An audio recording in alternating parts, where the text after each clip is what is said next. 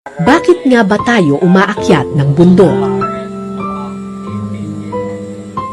Sa simula, maaaring pagsubok at tagumpay lamang ang ating habol.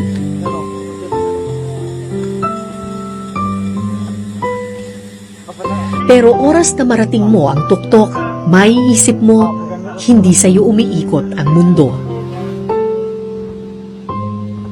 Isa ka lamang maliit na bahagi ng malawak na daigdig. Nilikha ng Panginoon, pinatatag ng maraming pagkakataon. At tulad ng anumang pagsubok sa buhay, gaano man katayog ang iyong tagumpay, huwag kang magpakataas, bagkus magpakumbaba, dahil lahat tayo nakatapak pa rin sa lupa.